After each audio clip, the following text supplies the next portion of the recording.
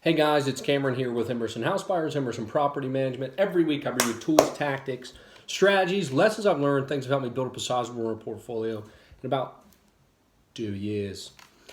Today I want to take a question from a subscriber.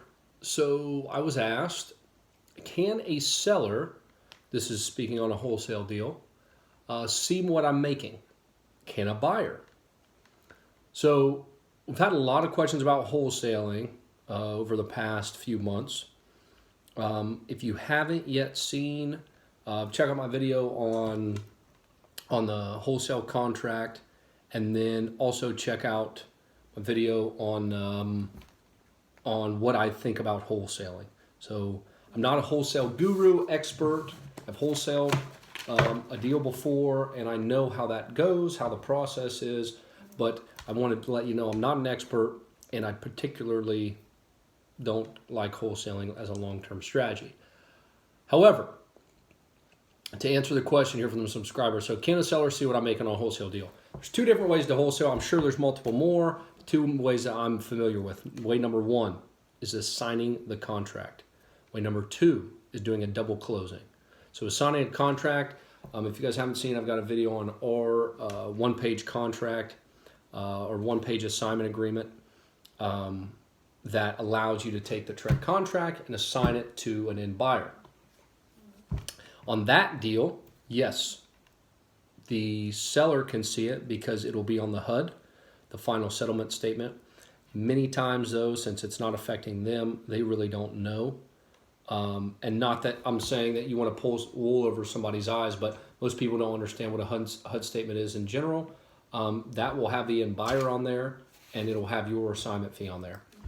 So that kind of answers the second part. Can a buyer see that? Yes, the buyer can see it as well. If you look at the assignment agreement again, you will notice that there is a clear line in there on how much your assignment fee is. Now, I've said this before, I'll say it again, I'll probably say it 100 more times. You don't want to work with buyers, end buyers, who care what you're making.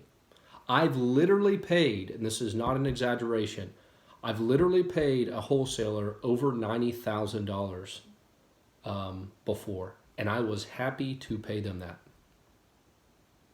Let me say that again. I've paid a wholesaler over $90,000 in an assignment fee because the deal was that good. So don't worry about that. The only way to do it that I know of legally is to do a double closing. Never done a double closing, don't want to do it. I really don't want to get into the scheduling behind it or just trying to make sure all the pieces line up. But a double closing essentially is when you close on one deal and then you literally walk to the next room. So you basically buy the house from the seller and then you walk to the next room and you immediately sell it to the buyer. Sometimes that's really expensive because of the fees. You're really doing two transactions, not one. And like I said, you have to get the scheduling piece down. What happens if the buyer doesn't show up? What happens if the seller's late? I mean, there's things there that can happen, whereas when you're doing an assignment, you can do all that from the comforts of your house. So really the only way for nobody to see, if you're really worried about what you're making in the deal and making sure the buyer and the seller cannot see what you're making, then do a double closing. That's the only way. So you buy in a double closing, you would close on the property. Let's say you're buying the house for $80,000, and then you buy it from the seller at $80,000, and you take that house that you just bought for $80,000 and you sell it to the buyer for $90,000. Well, the difference between 90 and 80 is 10,000. So you're going to make that. Again, I always like the simplicity with the assignment contract. Guys, it's, again, I haven't done this dozens and dozens and dozens of times, but I will tell you that working with investors and private money guys and gals, the people that you want to work with really shouldn't care if you're making $5,000, $10,000, $15,000, because that's the money you got to make to keep doing what you're doing and keep finding the deals. If they can't understand that, find somebody else. There's plenty of people out there to do business that don't care what you're making as long as they're making a good deal. I know people that I quit dealing with because they always ask me, how low can you go? How low can you go on that deal? How low can you go do that? And I just quit responding to them. I quit sending them deals because it was clear that they were trying to get the most they could instead of just telling me what worked for them. Instead of just saying, hey, I can do this at 103,000 instead of your 110, they would just say, how low can you go on this deal? So I started responding. If it was listed 110, well, now it's 112. They said, well, what do you mean? I said, well, you just spent $2,000 of my time asking a stupid question.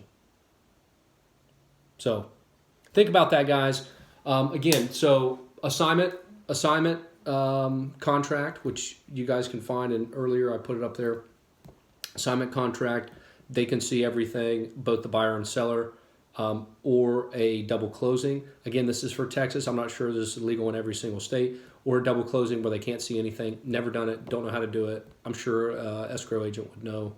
But those are the two ways. Thanks, guys. If you have any more questions, if that didn't make sense, let me know. If it did make sense, let me know. Appreciate the questions, guys, and I'll see you next week.